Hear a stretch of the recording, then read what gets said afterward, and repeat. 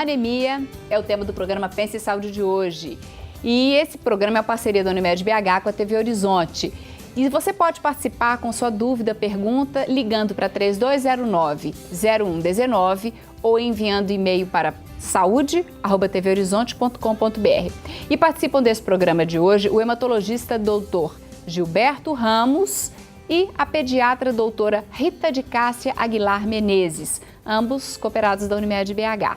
E no bloco anterior, a doutora Rita falou da importância do ferro na idade, para as crianças entre 0 e 2 anos, porque elas estão naquela fase de crescimento que demandam muita produção de sangue, de ferro para crescer e às vezes é necessário repor. O doutor Gilberto queria comentar alguma coisa e eu deixei para o bloco. É importante lembrar que quando você vai dar o ferro para o menino, ele não deve dar com leite, com chá ou com café, porque essas substâncias, esses líquidos impedem a absorção do ferro.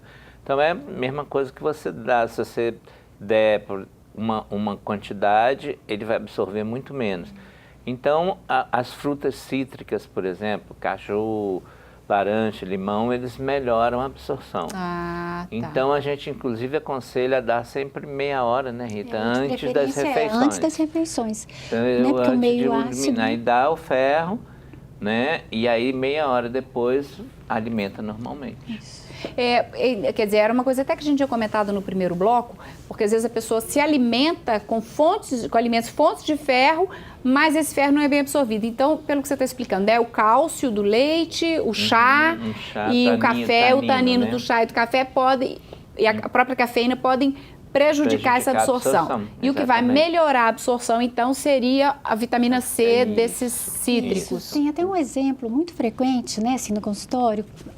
No 6º mês, a gente começa com as papinhas de sal para o bebê, justamente porque são as fontes de ferro que ele vai começar, né, a se alimentar com elas, seja a carne, né, o feijão, né, os vegetais, enfim. E tá mamando o peito. Aí a mãe fala assim, eu vou dar a papinha e logo em seguida ele quer o peito. Aí eu falo, não, espera pelo menos 1 hora para dar o peito, senão você vai atrapalhar a absorção do ferro da papinha. Entendi. Né? Mesma coisa já com a criança maiorzinha, o iogurtezinho, alguma coisa, né? Exatamente. Tá. Nós agora, então, vamos conhecer a história de uma estudante de jornalismo, ela chama Renata Cesarina, e ela teve anemia por causa de intenso fluxo menstrual. Atualmente ela segue uma dieta rica em ferro. Vamos acompanhar então a história dela na reportagem de Agatha Almeida. Na gravidez, a mãe de Renata descobriu-se anêmica. Ao nascer, ela fez os testes e também foi diagnosticada com anemia. Renata foi tratada e não apresentou nenhum sintoma até a menarca, que foi quando a doença voltou. Quando eu nasci, fez um exame por minha mãe ter anemia e eu estava com um pouco de anemia. Quando eu fiz uns 14 anos, que é o período menstrual mesmo da adolescência, eu descobri que eu tinha anemia por eu passar muito mal. Eu estava passando muito mal e não era uma cólica menstrual, era mais ânsia de vômito, ficava pálida, olho fundo. O ginecologista me receitou só mesmo vitaminas de ferro para poder ajudar na anemia para não ter. Mas hoje em dia eu só tomo anticoncepcional, que já ajuda, e eu tenho uma receita de nutricionista que eu tenho que comer mais ferro para poder melhorar. Ela me pede para comer muito feijão, beterraba, até mesmo açaí. Ela já me receitou para eu comer açaí. Cálcio é muito leite, derivados do leite, é mais isso, assim, não é muito fora do comum. É mais do que eu não sou, principalmente porque eu não sou fã de feijão. Então, assim, eu não como feijão e ela me receita para eu comer mesmo feijão. E agora ela deve gostar de feijão. Feijão é tão gostoso, né? Com certeza. Bom, tem várias perguntas aí que eu vou querer colocar a partir dessa reportagem, mas antes eu gostaria que vocês comentassem o que vocês acham importante salientar. Doutor Gilberto. É como nós já comentamos, né, a Rita e eu, né, sobre o uso do ferro. Quer dizer, uma das anemias mais frequentes na mulher é a ferropriva mesmo pela menarca, pela hipermenorreia, que a gente diz que é um fluxo muito aumentado. Intenso, muito aumentado. E a única coisa que eu acho que é importante, porque a gente acabou de falar, não dê o ferro com leite Junto nem com com leite cálcio. com cálcio, Né? Porque o leite tem cálcio e tal. Então, quer dizer, se você faz uma alimentação adequada com tudo, feijão, ora pronobis, que todo mundo tem até em cerca viva, é dos melhores, das melhores verduras que contém ferro. Folhosos, verde escuro contém muito ferro, né? Então Couve também, ferro. né? Couve, ora pronobis, Salsinha. espinafre. Mas aí você não deve, como eu já disse, dar o ferro e toma leite, aí... Você anula, Então diminui essa absorção, né? Então eu acho que teve isso, né, Rita? Foi que ela até citou o cálcio também, mas é né? importante então lembrar, eu até eu reparei, falei, vamos deixar exatamente para a gente comentar isso, que o cálcio é necessário, mas tomar em horário distante dessa alimentação rica em ferro, né? E o que eu queria comentar que eu achei interessante, que ela ilustrou exatamente o que nós falamos no bloco anterior. Os dois momentos em que você tem o crescimento acelerado, né? Ela disse, eu tive muita anemia quando eu nasci, aí porque a mãe teve anemia. Aí quando veio, né, a menstruação, ou seja, momentos em que era um bebê, está em fase de crescimento acelerado, grande reposição de célula, e na adolescência, que vem a menarca e que vem também, né, o segundo estirão, que é aquele crescimento acelerado. São momentos importantes da vida em que a matéria-prima, né, para a produção das hemácias tem que estar presente. Certo. E a principal delas, né, assim, a mais importante, é o ferro. Agora, eu quero voltar um pouquinho nessa questão da mãe dela, porque a anemia durante a gestação é muito frequente também. É uma terceira, acho que é uma terceira fase, né? Que você citou a infância e adolescente, mas a gestação ela é muito frequente também, né? Isso é normal de ocorrer, mas deve ser corrigida. Porque geralmente os obstetras, eles já fazem essa reposição com suplementos vitamínicos durante a própria pré-natal, Isso. Então, às vezes há uma discreta anemia. No caso, às vezes, de uma anemia mais grave durante a gestação, aí você tem que fazer uma reposição mais, vamos dizer assim, mais efetiva, às vezes até com ferro injetável. Injetável? Tá.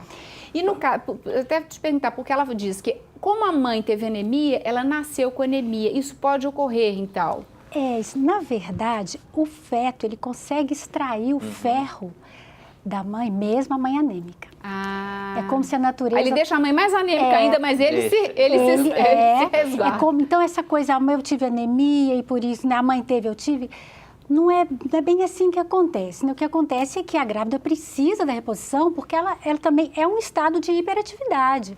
Além dela, né, tem um bebezinho se formando ali, então ela vai precisar de mais substrato, de mais matéria-prima, né, para produzir essas hemácias.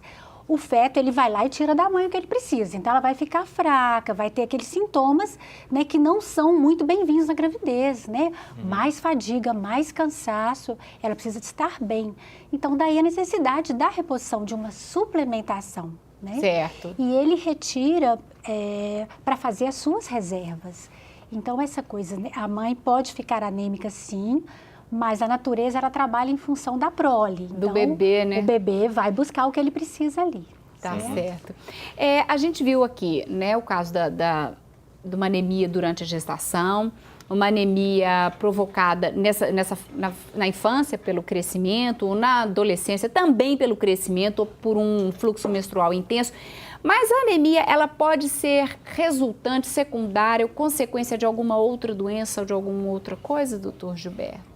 Pode, porque a anemia, ela pode ocorrer por uma perda, como nesse caso que você citou, ou é uma menarca, ou se o paciente tem, por exemplo, uma úlcera, uma perda crônica, gástrica. Tem pacientes que têm umas lesões gástricas que sangram, então às vezes tem até que fazer cauterização. Se tem hemorroidas sangrantes, então com isso o que acontece?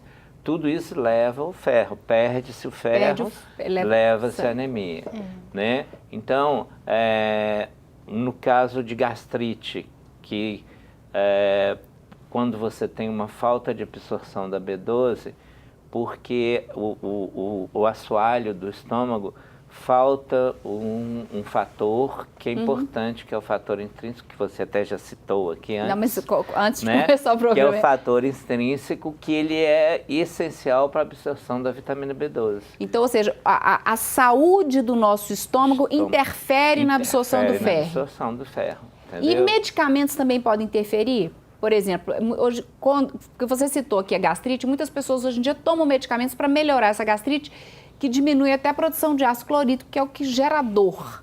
Então, hoje é muito comum. Isso pode interferir na absorção, por exemplo, do ferro, esses medicamentos?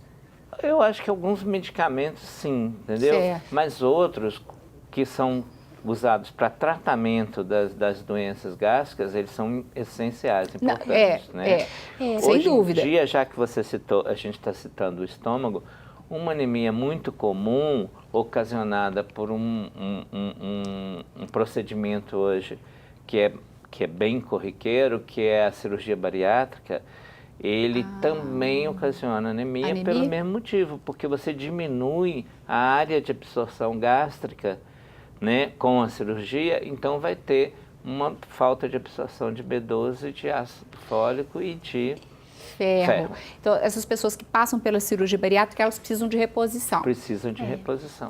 Nós temos, né, como o Gilberto falou, esses outros tipos de anemia, né, se nós dividimos em 3 grandes grupos. Anemia por baixa da produção. Então, seriam essas anemias né, carenciais. Né, porque nós não absorvemos ou não nos alimentamos, né, do que o organismo precisa para fazer hemácia. Aí um segundo tipo, que ele citou, né, vários exemplos, anemia pelas perdas do sangue, ou seja, eu produzo, mas eu estou perdendo.